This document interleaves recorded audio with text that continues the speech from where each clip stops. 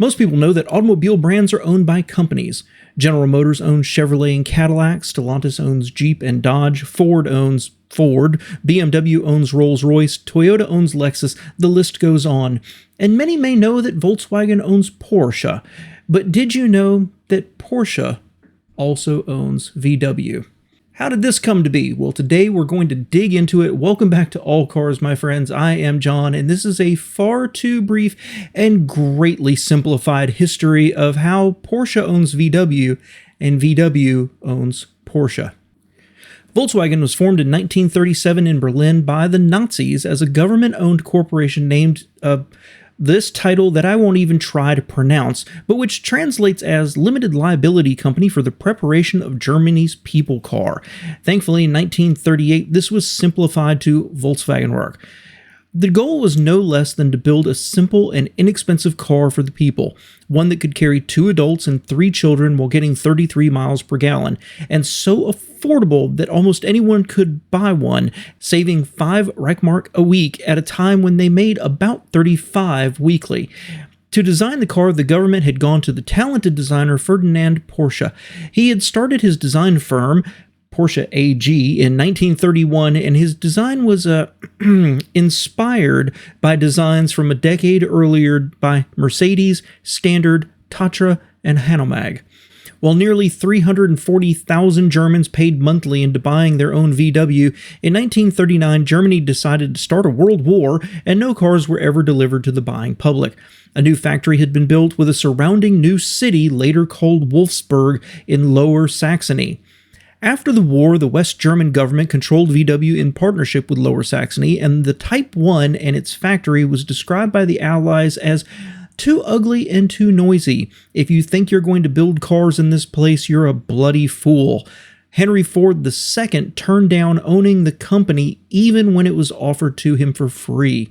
Production after the war restarted slowly, but by 1955, production had reached the 1 million milestone.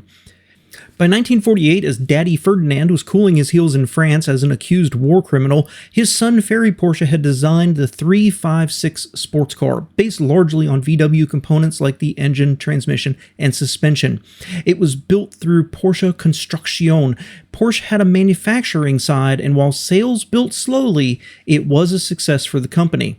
In 1960, the West German government passed the Volkswagen Act, allowing the company to become public and its shares to be sold in the free market, but mandating that shareholder votes required 80% approval, not just the normal 51%, and also with Lower Saxony keeping 20.2% of shares, keeping the government firmly in control as well as protecting the company from a hostile takeover. VW now became Volkswagen AG. The two companies worked together over the years, becoming increasingly intertwined, such as in 1969 with the VW Porsche 914 with a VW engine and the 914-6 with a Porsche engine. Later in 76, the Porsche 924 used Audi components and was built in an Audi factory that also built the 944, and even later in 2002 with the Cayenne, sharing a chassis with the VW Touareg and the Audi Q7, and also built at a VW factory. By 2005, Porsche had an 18.65% ownership in VW, which they increased to 25.1% in 2006. But 2007 was a big year for the company. First, rumors swirled that companies like Daimler Chrysler or Renault were thinking of trying to gain control of VW, and Porsche increased their shareholding to 30.9%.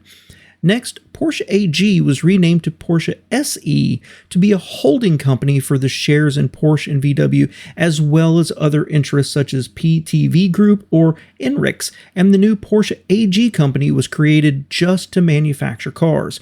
Third, in 2007, the Volkswagen Act was deemed illegal as being protectionist, and Porsche SE increased their holdings to 35.14% in 2008, while stating their intention to get to 75% ownership.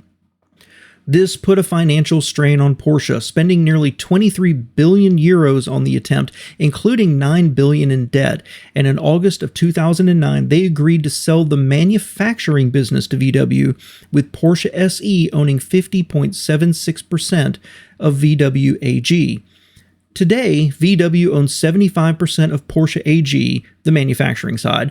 Porsche SE is controlled by the Porsche and Piech families and own 31.9% of the voting shares and 53.3% of the ordinary shares of Volkswagen, as well as 12.5% of Porsche AG. Through this complex arrangement of corporate structures and share ownership, today Porsche owns VW and VW owns Porsche. Kind of. And one thing I love about this story is I love books about finance and big business. In fact, this one is one of my favorite, Noble House by James Clavell. If you've ever seen the Shogun miniseries, well, he wrote that. It was all part of something called the Asian Saga. This is actually set in Hong Kong.